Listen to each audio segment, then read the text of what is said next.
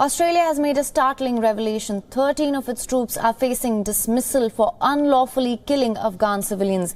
This comes after an independent report claimed that there is sufficient evidence to prove that 39 unarmed Afghan prisoners and citizens were killed by 19 Australian soldiers. None of the 19 soldiers were identified in the report, but now 13 out of the 19 listed soldiers have been issued with notices that could eventually lead to their termination. A 4-year-long inquiry was conducted into the special forces deployed in Afghanistan between 2005 and 2016. It is being said that senior commandos forced junior soldiers to kill defenseless captives. Under mounting pressure, the head of the Australian Army has released a statement. At this point in time, no individuals have been separated from the Australian Defence Force. Administrative action includes receiving a notice proposing to terminate the individual's service. The individual then has the opportunity to respond within a minimum of 14 days. Prime Minister Scott Morrison called the investigation into the country's special forces in Afghanistan disturbing and distressing. He also spoke with Afghanistan President Ashraf Ghani to tell him that the report would be taken extremely seriously. I've had the benefit of a lot of analysis. My first reflections on this, though, I must say, of course, like all other Australians, the contents of that report are disturbing and distressing. I said that over a week ago when I was with you in the very room you're in now. And I warned Australians that it would be hard news to hear.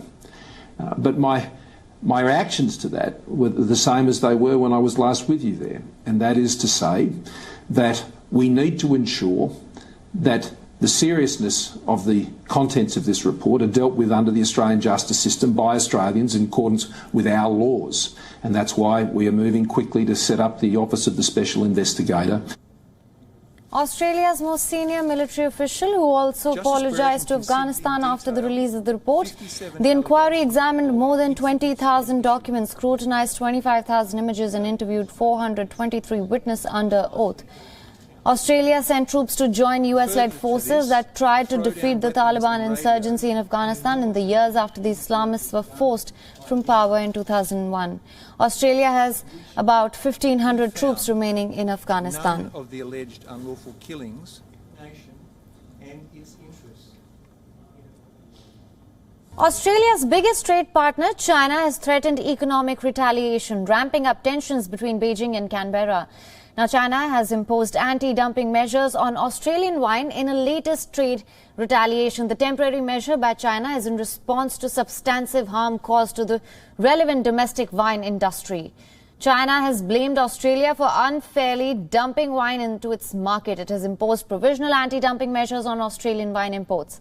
Starting Saturday, importers of Australian wine will now have to pay a whopping tariff ranging from 107% to about 212%. Australia now has 10 days to appeal the decision. The decision has further escalated diplomatic tensions between the two countries, and Australia has said that it was extremely disappointed in China's decision. Australian Agriculture Minister said that the country plans to vigorously defend its multi-billion-dollar wine industry from new punitive China tariffs. And it will certainly exhaust all avenues available through the World Trade Organization. This has raised the threat of a countermeasure through the World Trade Organization. Now, quoting Australian Agriculture Minister David Littleproud, now the Australian government categorically rejects any allegation that our wine producers are dumping product into China, and we continue to believe there is no basis or evidence for these claims. According to Australian government data, wine exports to China hit a record $900 million last year, making it the biggest market by value for the product. Shares of Treasury Wine Estates Limited, which owns the popular Penfolds brand, sank more than 11% on the news. Subsidiary Treasure Wine Estates is now subjected to duties as high as 169.3%. The relations between the two countries have turned bitter since Canberra called for an inquiry into the COVID-19 pandemic and has already suspended some timber and beef imports.